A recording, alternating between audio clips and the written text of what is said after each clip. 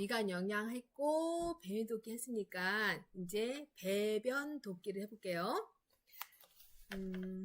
직장에 또 변이 차면 직장에서 대뇌에다가 야 버려. 그러면 이제 신호를 받고 우리가 화장실 가서 빠지직 해야지. 시원해 하고 쾌감을 맛보는 거지. 아 시원해. 그래서 감사해. 그래서 행복해까지 맛보고 꼭 오시길 바래요. 근데 내가 변이 마려운데 화장실 갔는데 스스로 변을 봐야 되는데 자율적인 변 통과가 어렵다. 이걸 우리는 변비라 하죠. 변비. 자, 이제 어쨌거나 환자가 어떠한 이유로 변 통과가 자율적으로 잘 안 되면 우리가 인위적으로 관장을 해주셔야 돼요. 관장. 관장을 해주는 건데 관장의 종류를 볼게요. 직장에 변이 이렇게 덩어리져 있어요. 이렇게 덩어리져 있어요. 자, 여기다가 비눗물을 집어넣을 거예요. 비눗물을 700에서 1000cc. 보통 성인한테 700에서 1000cc를 집어넣으면 똥하고 비눗물하고 섞여서 시간이 지나면 뭐가 됐을까? 똥물이 되었겠네. 그래서 똥물이 되어서 이거를 5에서 15분 정도 있다가 그 정도 두면 똥물이 되었어요. 그럼 이제 화장실 가서 볼 거예요. 변을 보는데 그 똥물이 어떻게 나오겠어요? 빠지직 하고 나오겠지. 이렇게 되면 이거는 청결관장, 청결관장, 배출관장 같은 말이에요. 청결관장, 배출관장. 그래서 변을 유도하는 관장. 이게 있고 두 번째는 직장에 똥이 이렇게 있으면 여기다가 글리세린이라는 윤활제를 집어넣을 거예요. 글리세린이라는 오일 종류를 집어넣을 거예요. 그래서 이거는 같은 말, 오일 간장, 윤활 간장, 글리세린 관장 다 같은 말이에요. 그러면 똥이 이렇게 덩어리가 이렇게 져 있으면 여기다 글리세린을 집어넣으면 글리세린이 닿은 부분이 있고 안 닿은 부분이 있고 닿은 부분은 기름이 미끄러우니까 숨풍숨풍 빠질 거예요, 똥이. 근데 안 닿은 부분은 일부 잔변이 있을 수 있다. 이거를 윤활간장, 오일간장, 글리세린 관장이라고 하는 거예요. 또는 환자가 배에 가스가 차서 가스를 제거할 목적으로 관장을 할 거예요. 그럼 이거는 구풍관장. 또는 거기에 직장에 출혈이 있어서 지혈의 목적으로 관장을 할 거예요. 그럼 이제 수축시켜야 되니까 수렴관장. 관장의 목적에 따라서 이름을 둔 거예요. 수렴관장, 구풍관장, 윤활관장, 청결관장. 그래서 저랑 청결관장, 같은 말 배출관장 하는 방법을 저랑 아시면 돼요. 자, 이제 환자한테 관장하러 갑니다. 자, 홍길동님 이러이러해서 관장해 드리겠습니다. 목적과 절차를 설명하고 옆으로 좀 누워주시겠어요? 항문을 봐야 되니까 심스나 좌측이 자세. 옆으로 이제 자세를 요구하고 자, 관장 쪽을 폴대에다 걸어요. 그 높이가 직장에서 항문에서 60cm 정도. 30의 2배, 40 내지 60cm 2배. 30cm자보단 좀 높아야 된다 생각하시고 40 내지 60cm 높이를 들면 돼요. 그 높이를 들면 이 관장 용액 1000cc가 중력에 의해서 10분 안에 저절로 들어가요. 자, 그 높이에 걸어놓고 자, 관장 촉에 수용성 윤활제를 발라서 홍길동님 이완을 도운 다음에 삽입을 할 때는 이 간장 촉을 배꼽 쪽을 향해서 삽입하시는 거예요. 왜냐하면 직장이 배꼽 방향으로 있거든요. 그래서 수용성 윤활제 바르고 홍길동님 이완을 도운 다음에 관장 쪽을 배꼽 쪽을 향해서 삽입하시는 거예요. 그러면 관장 용액이 중력에 의해서 천천히 들어가는데 그 속도가 1000cc가 10분 안에 저절로 들어가요.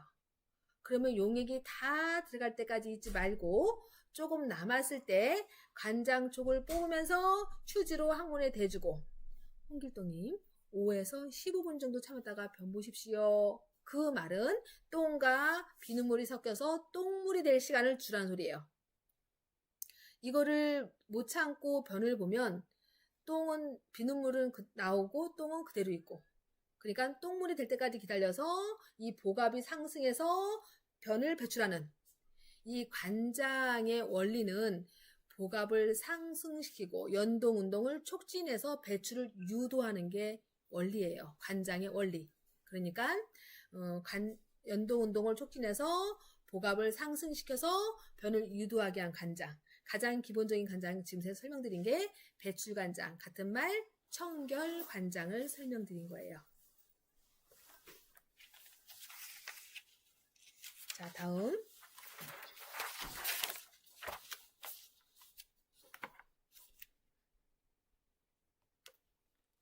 간장 용액에서 이제 우리 시험 문제 나올 때요. 기본은 성인을 기준으로 해요. 영아, 학동기, 이제 양도 다르고 간장촉 집어넣는 것도 다른데, 영아는 성인의 학동기는 성인의 절반. 성인이 1000이면 학동기는 절반이니까 500cc 집어넣을 거예요. 유아는 이거의 절반, 250cc. 성인은 이 집어넣는 게 10cm 집어넣을 거예요. 간장촉에 10cm를 집어넣을 거예요. 학동기는 절반, 5cm. 유아는 이거의 절반, 2 내지 3cm. 성인이냐, 학동기냐, 유아냐에 따라서 간장 용액과 간장 촉이 반반반 줄어들어요. 성인이 700에서 1000, 그냥 기본 1000이라면 학동기는 500, 유아는 250. 간장 촉을 성인은 10cm라면 학동기는 절반, 5cm, 유아는 2 내지 3cm. 다시 한번 설명드릴게요. 자, 비눗물을 가지고 환자한테 간장을 해러 갔어요. 성함이 어떻게 되세요? 대상자임을 확인하고 이러이러해서 간장해드리겠습니다. 목적과 절차를 설명하고 옆으로 좀 누워주시겠어요? 심스나 자치기 자세를 요구한 다음에 간장촉에 수용성 이날제 바르고 홍길동님 이완을 도운 다음에 배꼽 쪽을 향해서 성인이라면 7에서 10cm를 삽입할 거예요. 요 높이는 직장에서 학문에서 40 내지 60cm 높이를 들으면 이 1000cc가 중력에 의해서 저절로 들어갈 거예요. 이 속도는 1000cc가 중력에 의해서 10분 안에 저절로 들어갈 거예요. 그러면 다 들어갈 때까지 잊지 마시고 용액이 좀 남았을 때 조절기를 빼라. 그 이유는 장내로 공기가 들어가는 것을 막기 위해서. 그런 다음에 간장촉을 빼자마자 휴지로 항문을 좀 막아주면서 홍길동님 5에서 15분 정도 참았다가 변 보십시오. 5에서 10분, 5에서 15분. 하지만 20분은 정답이 되지 않아요. 5에서 15분 정도 참았다가 변 보십시오. 이 소리는 똥과 비눗물이 섞여서 똥물이 될 시간을 줘야지 복압이 상승해서 연동운동이 촉진해서 변을 배출할 수 있는 거예요. 자, 이제 17번에 산소하는 우리가 이제 숨을 못 쉬는 환자에게 호흡 유지를 위해서 우리가 해줄 수 있는 간호가 뭐냐? 산소가 부족한 환자에게 가장 기본은 산소를 주면 되죠. 산소가 부족하니까 산소를 주면 돼요. 근데 우리 어제도 공부했잖아요. 산소 투여하고 있는 환자에게 주의사항 하면 산소 이꼬로 화재가 주의사항이에요. 산소가 부족한 환자에게 산소를 주는 이유는 저산소증을 예방하려고 산소를 주는 거죠. 저산소증을 예방하려고 산소를 줄 건데 산소를 호흡하고 있는 환자에게 주의사항은 또 화재 예방에 힘써라. 요거예요. 자, 요거고. 그 다음에 호흡이 곤란한 환자에게 이 환자한테 해줄 수 있는 간호가 가습기 제공. 이거를 가습기 제공 또는 습도 조절 또는 증기 흡입 다 같은 말이에요. 그럼 이제 가습기를 왜 주느냐? 우리 이제 신생아, 중환자, 수술 후 환자 이 환자들한테는 가습기가 필수예요. 기도가 건조하면 부어요. 부으면 염증 나요. 그래서 가습기를 해줄 건데 가습기를 해주는 이유가 지금 방금 얘기한 것처럼 기도의 건조와 부종을 완화시켜주려고 가습기 제공해주는 거예요. 기도의 건조와 부종을 완화. 기도가 건조하면 저절로 부어서 부풀어서 찢어져서 염증 나기 쉽단 말이죠. 그래서 기도의 건조와 부종을 완화시킬 줄 목적. 또는 끈적거리는 가래를 가습기를 제공하면 끈적거리는 가래가 습도가 들어오니까 습기가 좀 이제 들어오니까 이게 액화가 돼서 걸쭉한 가래가 좀 이게 맑아져요. 그러면 내가 간질간질 뭐가 이물질이 있으니까 내 몸에서는 이거를 뱉어내고 싶어서 기침이라는 반사 반응이 나와요. 그래서 이 가래 배출이 수월해지는 거예요. 객담을 묽게 해서 배출을 용이하게 하려고 가습기 제공하는 거예요. 그러니까 가습기 하는 목적. 기도의 건조와 부종을 완화, 객담을 묽게 해서 배출을 용이 그러려고 가습기 제공하는데 가습기 사용하고 있는 환자에게 또 주의사항은 뭐냐? 여러분들 옥시 사건 아시죠? 옥시 사건.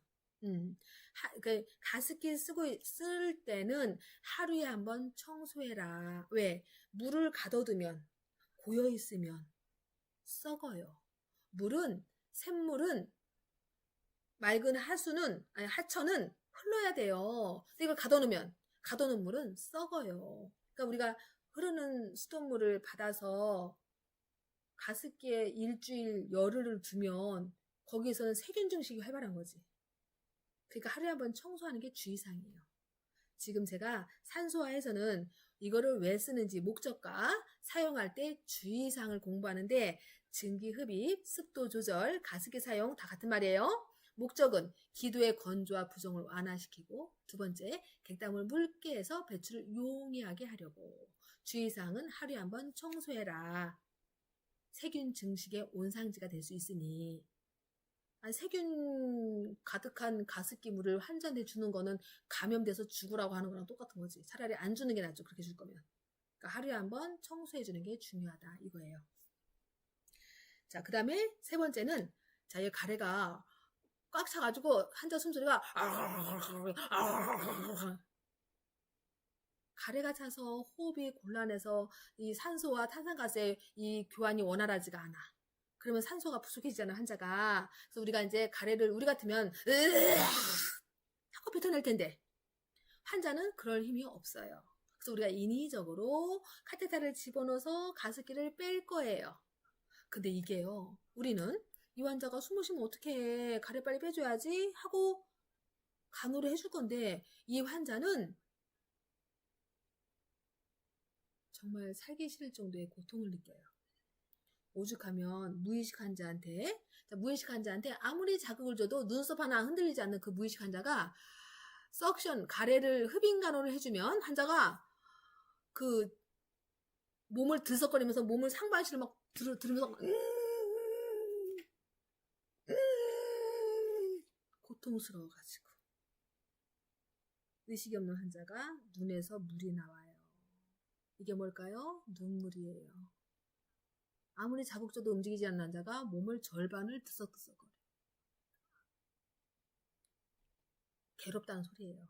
그래서 우리가 이제 가습기를 할 때는 환자한테 고통을 가장 적게 주고 효과를 크게 하기 위해서 자, 주의사항을 안내해 드릴게요.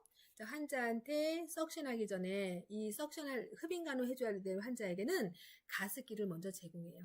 묽게 해줘야지 이 석션하기가 좋으니까. 가습기를 착용하고 있어요. 그럼 이제 여기 있는 가래가 좀 묽어졌겠죠. 자, 묽어졌으면 환자한테 가서 홍길동님 일요일에서 힘드시죠? 호흡하기 힘드시죠? 제가 가래를 빼드릴 건데요. 이럴 때 의식 있는 환자라면 막 안 한다고 발버둥을 쳐요. 난리가 나요. 그럼 이제 간호사들이 3명, 4명, 보호자까지 4, 5명. 기본 한쪽 팔, 한쪽 다리 4개잖아. 4개. 4개. 상체, 머리도 잡아줘야 돼. 그러니까 5명, 6명이 붙어야지. 의식이 없는 사람이면 그냥 이건데 의식 있는 사람이라면 발버둥을 치고 난리가 나니까. 근데 저 같아도 막 그럴 것 같아요. 막 죽을 것 같으면 고통스러우니까. 그거를 아시고 환자한테 다가가서 해주는 거예요. 환자는 이게 나는 해주러 갔지만 환자는 고통이고 힘들구나. 이걸 아시고. 우리가 이제 뭔가를 할 때 항상 대상자 눈높이에서 이 사람은 이렇겠구나, 저 사람은 저렇겠구나. 제 입장에서 여러분들은, 우리 학생은, 아유, 저는 이제 이게 24년째예요. 근데 여러분들은 처음이잖아요. 아, 우리 학생들은 항상 이맘때 되면 불안해했어, 두려워했어. 알죠. 힘들다는 거. 자, 그 대상자가 이 흡인간호 할 때 그렇게 고통스럽겠구나를 확인을 하고, 환자한테 가서, 홍길동님, 이래서 가래 빼드릴 건데요. 도와주셔야 돼요. 쪼간쪼간 설명하면서, 의식이 없더라도 환자를 누워있으면 자위 또는 반자위로 앉혀주세요. 앉혀준 다음에, 카테타를 삽입할 건데, 코로 들어가서 뺄 수도 있고요. 구강으로 들어가서 뺄 수도 있고요. 혹시 기관절기 했다면 열이 들어가서 뺄 수도 있어요. 카테타를. 카테터 삽입 길이는 코에서 귓바퀴 길이 10에서 15cm. 집어넣을 때 수용소 윤활제 발라서 코로 해서 집어넣을 거예요. 집어넣을 때, 자, 내가 석션할 때 처음부터 압을 걸으면 빨아들이는 힘 때문에 환자가 고통도 고통이고 숨을 못 쉬는 고통을 느껴. 그래서 집어넣을 때는 압을 걸지 않아요. 압을 걸지 않으려고 이 카테터를 좀 꺾어서 집어넣어요. 집어넣으면 이제 압이 들어가지 않겠지? 그 다음 집어넣었어. 다 집어넣은 다음에 그때는 이제 압을 걸어요. 걸면서 회전시키면서 둥글둥글 회전시키면서 빼내는 거예요. 그럼 이때 한 번 들어갔다가 나오는 시간이 5에서 15초를 넘지 마세요. 왜? 제가 압을 걸어서 뺄 때 할 때마다 숨 못 쉬어요. 저산소증을 예방하려고 한 번 들어갔다 나오는 시간이 5에서 15초를 넘지 마세요. 이제 카테터 뺐잖아요? 그럼 여기에 막 그 가래, 그 있잖아. 누런 가래들이 막 떠서 꼈어. 이거를 생리식염수에 세쳐. 다 했으면 또 다시 집어넣을 거예요. 압을 걸지 않고 집어넣은 다음에, 그 다음에 압을 걸면서 또 세쳐. 이걸 반복할 거예요. 이 반복 시간이 총 5분을 넘지 마세요. 1회는 5에서 15초를 넘지 마세요. 총 반복 시간은 5분을 넘지 마세요. 그 이유는 모두가 다 저산소증을 예방하기 위해서. 지금 제가 산소와 호흡 유지를 위한 간호에 가습기, 흡인간호, 그 다음에 산소 투여, 이 세 가지의 목적과 주의사항을 설명드렸어요. 여러분들 지금 나눠드린 그 특강 요점 정리에 그 표로 나와 있는 거 그거 아시면 되는 거예요. 그 다음에 우리가 또 간호로서 해줄 수 있는 거, 산소가 호흡이 힘든 환자에게 해줄 수 있는 거, 누워있는 사람이면요 호흡하는데 이런 사람을 그 자위 또는 반자위 이렇게 앉혀놨더니 호흡이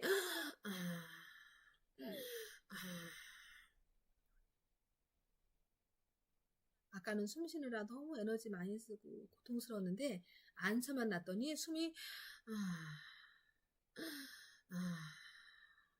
훨씬 수월해졌어요. 그 다음에 이 환자한테, 그러니까 자위 또는 반자위 취해주시고, 이 환자가 숨을 못 쉬면 어때요? 숨 쉬는 게 너무 고통스럽고 이게 숨을 못 쉬면 내가 죽을 수도 있다는 공포감이 와요. 그러니까 감정 상태가 무척 불안해. 불안하니까 호흡이 더 가파. 그래서 우리가 가까이 가서 홍길동님 많이 힘드시죠? 자, 저 따라해보세요. 손잡고. 크게 숨 쉬세요. 멈추세요. 한 다음에 천천히 내쉬세요. 아까는 했던 사람이 다시 따라해보세요. 크게 숨 쉬세요. 멈추세요. 내쉬세요. 이러다 보니까 몇 번 했더니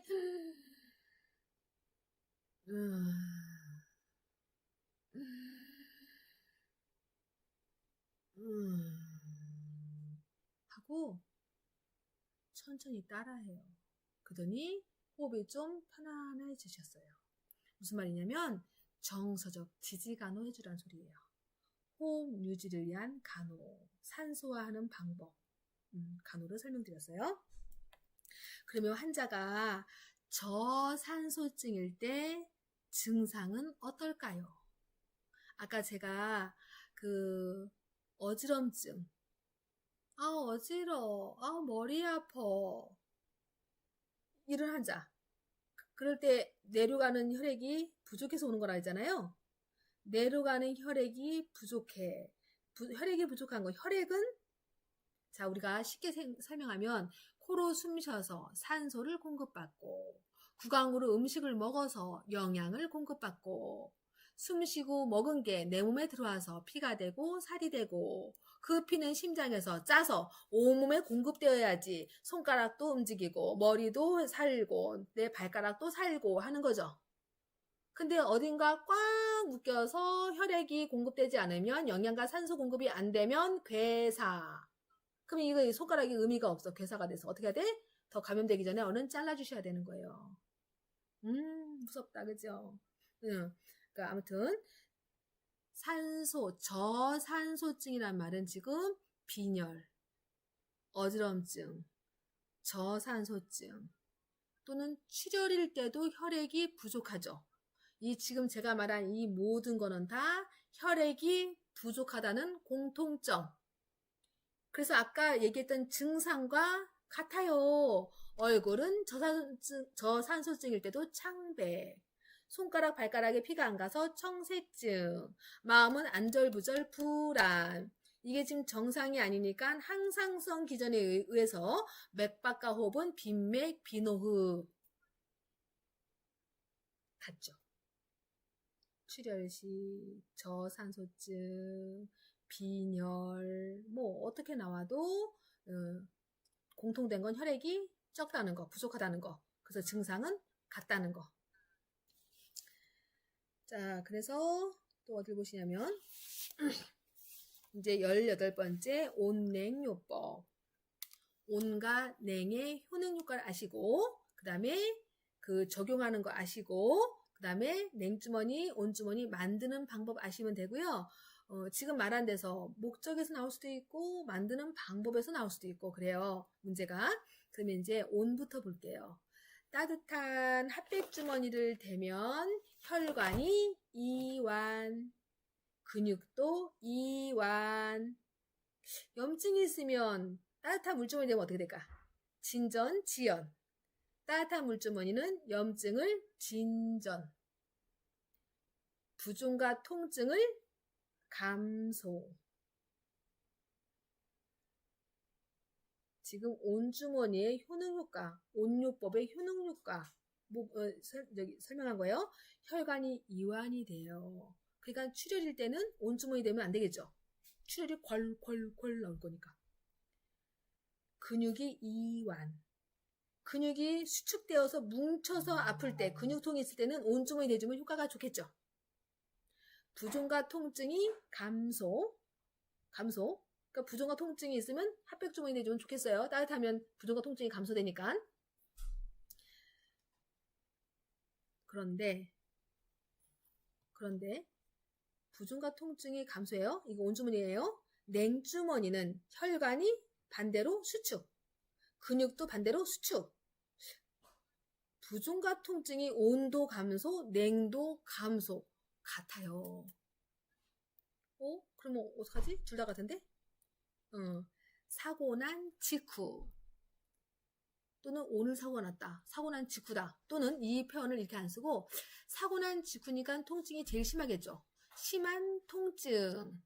사고 직후 또는 심한 통증이라는 단어가 들어가면 첫날은 냉주머니, 찬물주머니 대주고 다음날 온주머니 적용하는 거예요. 둘 다 통증과 부종을 감소. 아까 온주머니는 염증이 증가라고 했죠. 증가. 냉주머니는 찬물은 염증을 지연. 감소. 자, 그러면 이걸 가지고 국가고시 문제 유형. 충수돌기암 환자가 그것도 급성이라는 단어 썼또. 급성이라는 말 쓰던 안 쓰던. 여러분들한테 혼란을 주려고 만 45세 남자 급성 충수돌기암 환자 뭐 이런 말 다 필요 없고 충수돌기 염증 환자야? 자, 그러면 이 환자가 응급실에 입원했대요. 응급실에 왔대요. 급성 충수돌기 환자가 응급실에 왔대요. 우선적인 간호로 옳은 것은 1번 바이탈 사인을 체크한다. 2번 의사에게 보고한다. 3번 찬물주머니를 대준다. 4번 온주머니를 대준다. 답은? 냉주머니를 대준다가 정답이죠.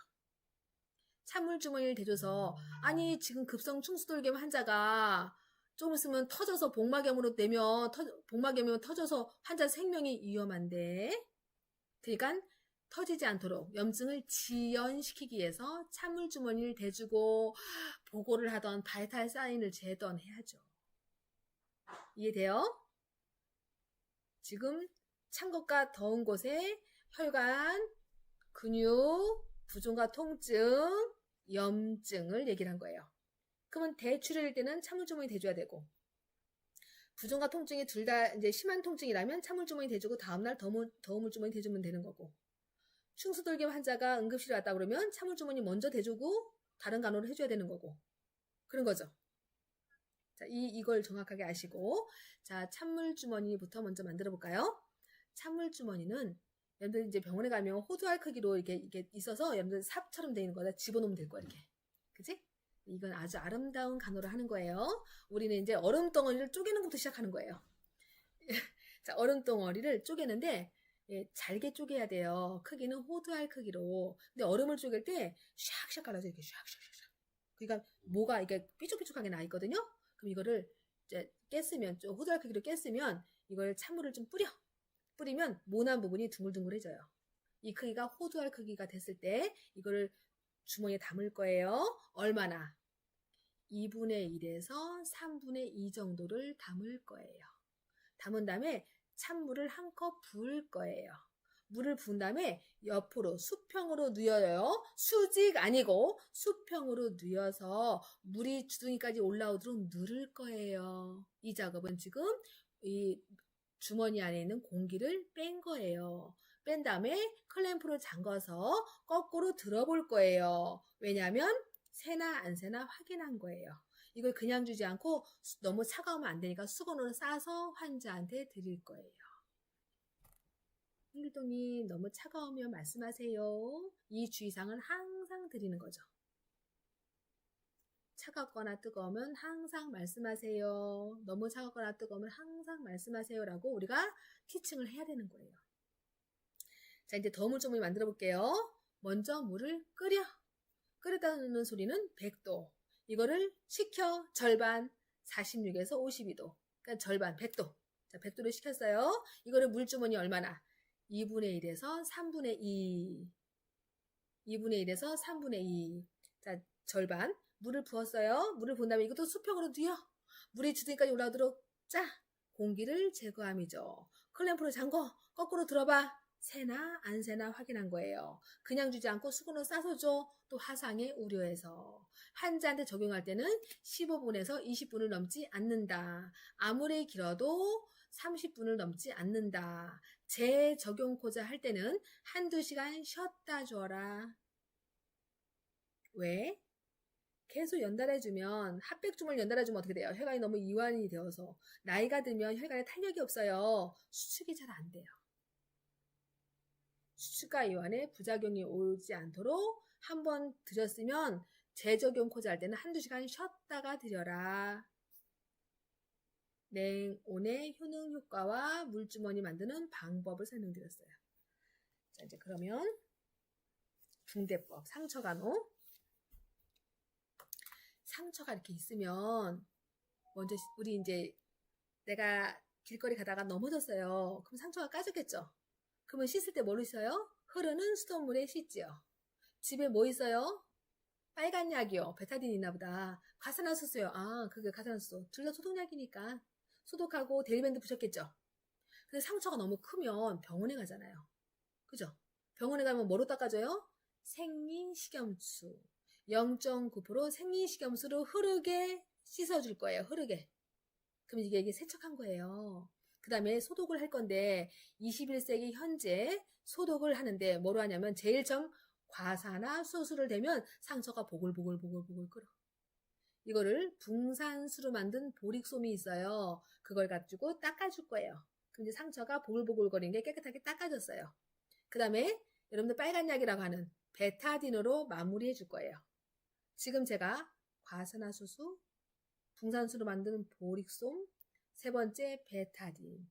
21세기 우리나라뿐만이 아니라 많은 나라들이 이 소독을 2단계로 소독을 해요. 소독.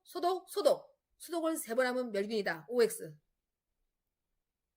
이 상처가 멸균되었다. OX. 아니, 말도 안 되죠. 소독. 12번 해도 소독은 소독이지. 소독과 멸균이 만나면 오염이죠. 멸균과 멸균만 멸균으로 간주. 그러면 우리 피부를 멸균할 수 있다, 없다? 야, 멸균하려면 120도씨 들어가야 돼. 익었어. 멸균할 수 없어요. 소독을 12번 한다, 소독을 3번 한다, 소독은 소독이에요. 근데 현재 21세기 의학으로 이 과산화수소, 보리, 베타딘을 했을 때 가장 그래도 완전한 소독으로 본다. 그래서 그 단계로 소독을 하는 거예요. 다 했으면 여기다가 2x2 꺼즈나 4x4 꺼즈를 댄 다음에 플라스타로 붙이거나 또는 이게 이제 출혈이 심할 것 같으면 EB, 엘라스틱 밴데이지로 감아주면 드레싱이 끝난 거죠, 이게. 이 드레싱을 해주고 붕대를 감아줬더니 출혈이 되는 걸 감아서 막아줬죠. 여기는 분비물을 소독을 했더니 감염을 예방해줬죠. 또 여기는 나오는 삼출물을 닦아주었죠. 분비물 100이 감소가 되었어요. 또는 상처를 감염으로부터 보호를 해줬어요. 지혈도 되었어요. 이러할 목적으로 상처를 소독해주는 거예요.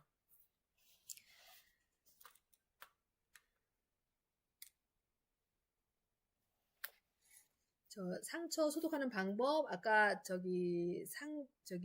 알코올에 대해서 설명을 드렸고 상처가 이게 잘 안 낫는 분이 있어요. 어떤 분일까요? 면역이 약한 사람. 면역이 누가 약해요? 나이가 든 사람, 그러니까 노인 또는 기저질환이 있는 사람. 기저질환이 있거나 또 암이랑 싸우고 있으면 면역이 약하니까 상처가 더디 나는 거죠. 또는 영양이 안 좋은 사람. 그런 사람들도 상처가 더디 나요. 상처가 지연되는 사람이 어떤 사람이냐?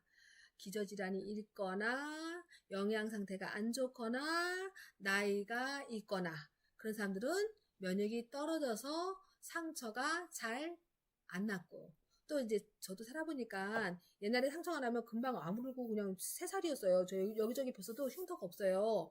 근데 이제 나이가 들면 상처가 왜 이상하다. 한 2, 3주면 그냥 흉터가 없었는데 흉이 지고 흉터가 생기고 안 없어져. 또는 상처가 더디나. 이거는 내가 나이를 먹었음이에요. 나이를 먹었구나 라고 인지하면 되는 거예요. 슬프지만 그게 인생인데 뭐 자연스럽게 받아들이는 거지. 그동안 살았잖아요. 그거 아깝다는 거는 우리 젊은 친구들한테 좀 젊은 친구들이 웃기지도 않아 그럴 것 같은데 나이를 먹었구나 하고 인지하는 거예요. 받아들이는 거예요. 자, 혈액 내에 이산화탄소 증가다 이 소리는 혈액 내 산소가 부족하다 이 소리랑 같은 말이죠. 혈액 내 산소가 부족하다 이 소리는 아까 저산소증과 같은 말이죠. 그죠? 다른 말 아니에요. 혈액 내 이산화탄소가 증가했다는 소리는 혈액에 산소가 부족하다는 소리고 그 말인즉슨 저산소증이라는 소리고 같은 말로 인지하시면 돼요. 그 수술하고 나서 자 오늘 낮에 수술을 했다고 쳐요. 그러면 이제 이 시간에 그 수술을 할 때 의사 선생님께서 아이고 여기서 좀 분비물이 좀 나오는데 좀 많이 나올 것 같아. 스며서 많이 나올 것 같아. 그러면 꺼지를 좀 두툼하게 대주실 거예요. 네, 스며는 정도가 아니라 좀 흐를 것 같아. 그러면 여러분들 어르신들이 호수 박았다는 편 드레인을 박아놓을 거예요. 근데 이 의사 선생님 판단에 흐르는 정도가 아니라 고일 것 같아. 그러면 해모박을 달아놓을 거예요. 수술한 부위에 스며 나온다. 그럼 꺼즈를 두텁게. 즉 흐를 것 같다. 드레인. 고일 것 같다. 해모봐. 달아놓을 건데, 예를 들어 꺼즈를 두툼하게 달아놨어. 이렇게 다 덮어놨어요. 오늘 수술한 환자에게. 근데 지금 이 시간에 과장님도 다 퇴근하셨는데, 여기가 저기 피고름이 이제 피가 위에까지 올라와가지고 푹신 젖어서 수술한 그 꺼즈가 푹신 젖었어요. 그럼 이제 보호자분이 오셔서, 아이고, 여기 좀 봐주세요. 그럴 거예요. 그럼 이제 이걸 띄고서 환자나 보호자 입장에서는 이 꺼즈를 좀 띄고 소독을 깔끔하게 해주고 새 꺼즈를 턱 얹어주면 얼마나 깔끔하고 좋겠어요. 그지? 환자나 보호자 입장에서는. 근데 이 상처는 오늘 수술했다. 그 날로부터 24시간 안에는 건드리는 거 아니에요. 왜? 감염 예방. 그렇지, 감염 예방. 그래서 우리가 어떻게 해요? 그 위에다가 꺼즈를 다시 두텁게 대주죠. 그리고 플라스타로 이렇게 대주지. 그래서 꼭 해야 될 말. 보호자님, 오늘 수술하셔서요. 24시간은 건드리면 안 되어서 제가 꺼즈만 붙여놓겠습니다. 다음날 과장님이 오셔서 깨끗하게 드레싱 해주고 새 꺼즈 얹어주실 거예요. 이 건드리지 않는 이유는 감염될까봐 그러는 거예요. 라고 설명해주면 환자나 보호자가 아 그렇구나 라고 인지할 텐데 아무 말 없이 그렇게 하면 뿔딱지가 날 거예요. 미리 설명해주는 게 좋겠죠. 드레싱 할 때 어떻게 해야 되는지까지 설명을 드렸어요. 그 다음에 이제 드레싱 한 다음에 붕대를 감을 건데 감는 방법이 있어요. 이 팔은요, 제가 손목이나 여기 겨드랑이 여기까지 상박이 뭐 좀 균일한 편이죠. 큰 차이가 없어요. 이럴 때 감는 방법은 나선대. 이게 방향이 나선 방향으로 됐다 해서 나선대. 감을 때는 처음에는 둘둘 감는 환행대로 감아요. 순환 한자에서 환행대, 둘둘 감는 환행대로 감은 다음에 이 굵기가 일정한 부위는 나선 방향으로 가서 맨 끝에서는 다시 또 둘둘 감는 환행대로 마무리. 붕대의 시작과 끝은 환행대로 시작해서 환행대로 마무리. 굵기가 일정한 부위는 나선대. 근데 제가 다리를 감을 때 발목은 얇은데 대퇴가 굵어요. 그리고 이걸 감을 때 그냥 이렇게 나선 방향으로 감고 걸음을 몇 번 걸으면 그냥 두꺼운 대퇴에서 발목으로 그냥 흘러내릴 거예요. 그래서 여기 이 굵기가 요란한 부위는 나선 방향으로 하면 안 되고 나선 절전대 모양으로 감을 거예요. 나선 모양으로 감으면 안 되고 나선 절전대 모양으로 감을 거예요. 하지만 이것도 처음과 마지막은 환행대로 시작하고 환행대로 마무리할 거예요. 자, 내가 감을 거예요. 감을 때 어디로 감느냐.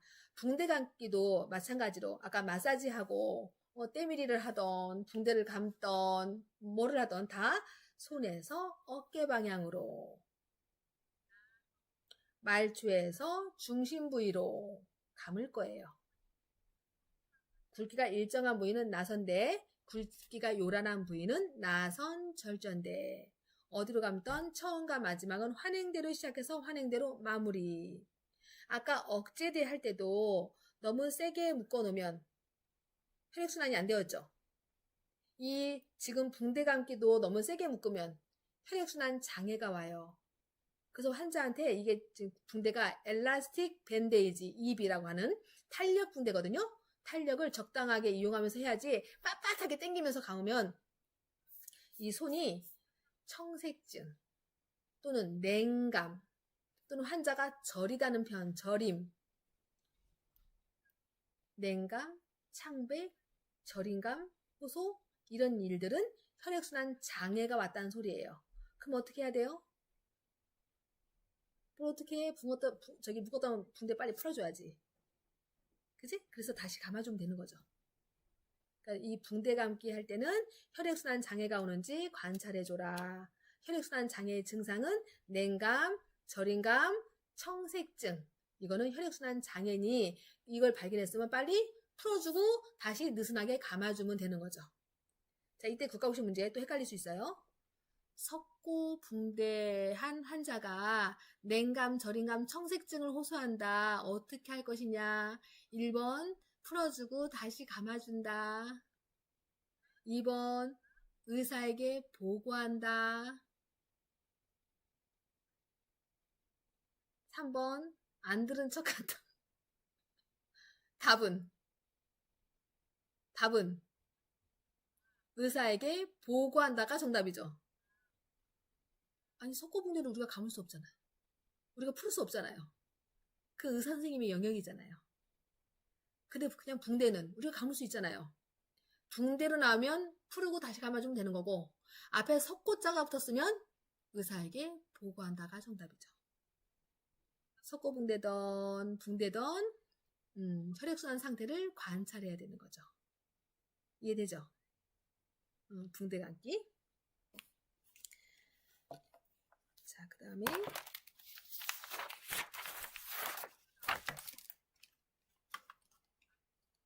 자, 오늘 만나고 우리 다음 주 토요일에 또 만나죠.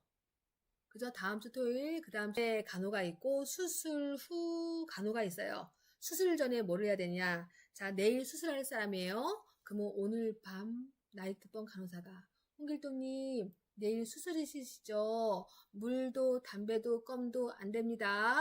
혹시 드시게 되면 그 수술을 연기해야 된다. 라고까지 티칭하는 거예요. 자, 금식을 안내해주고 수술할 때 금식해주는 이유는 위에 음식이 있으면 수술 도중에 이 환자 지금 잠시 모든 기능을 다 멈출 건데 수술 도중에 뭐가 역류돼서 올라오면 기도폐쇄로도 생명이 위험할 수 있잖아요. 그래서 위를 다 벼주는 거예요. 그 다음 수술 도중에 또 그러니까 구강부터 항문까지 다 벼줘야 되는 거죠. 왜? 감염으로부터 예방하려고. 그래서 관장해 줄 거예요. 금식과 관장해 줄 거예요.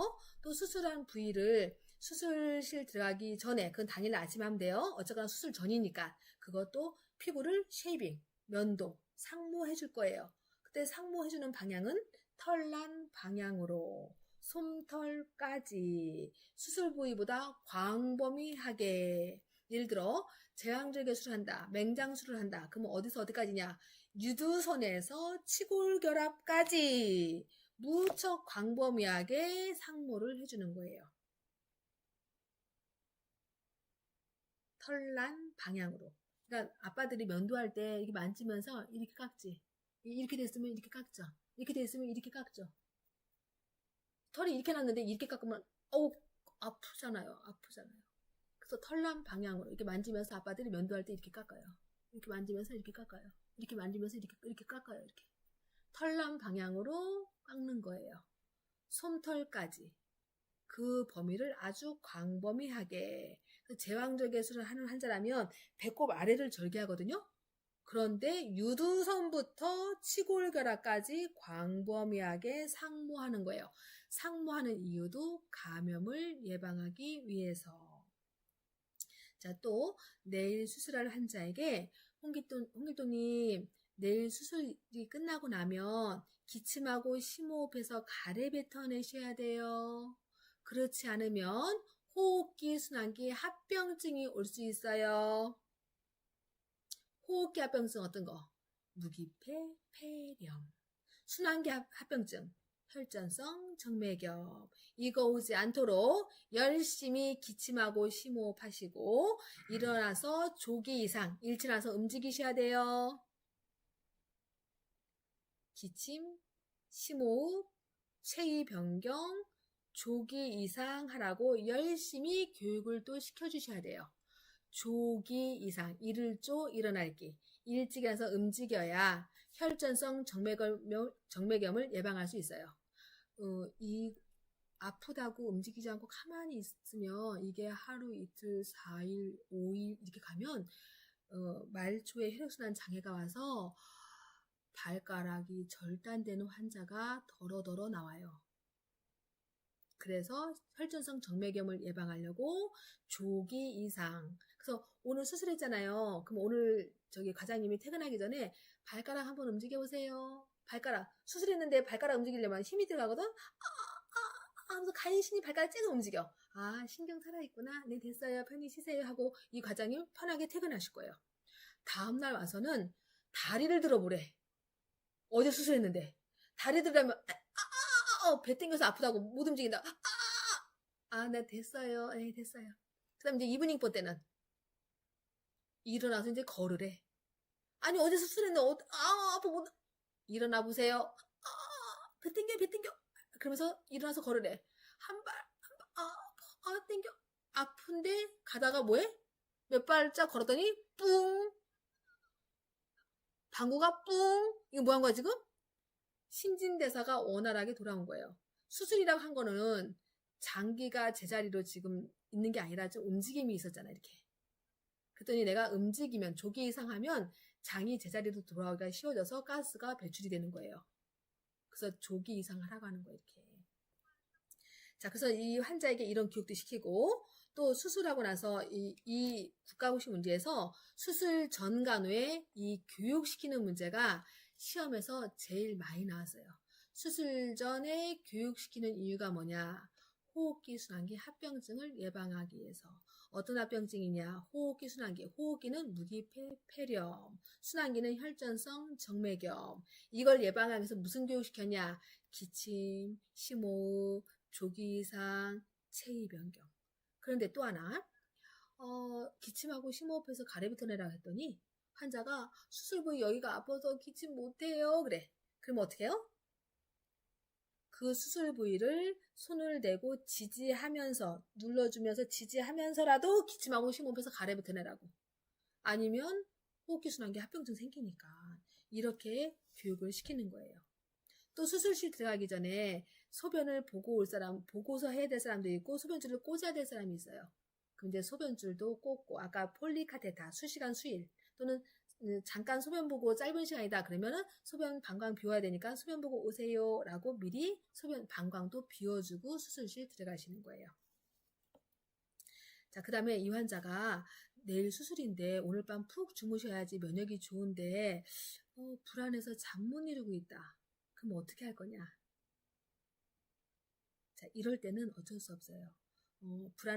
불안함을 들어주면서 편히 주무셔야 된다고 잠을 유도하도록 해야 되는데, 그래도 못 주면 어쩔 수 없이 수면제를 드려서라도 숙면을 취하도록 우리가 도와주셔야 돼요. 왜?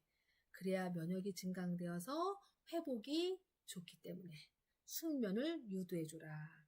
자, 이렇게 해서 수술 전 간호예요. 수술 전 간호까지 하고, 자, 오늘 수업은 여기서 마무리하고 제가 다시 다음 시간에 수술 전 간호부터 다시 또 이렇게 리뷰하는 시간 가질게요.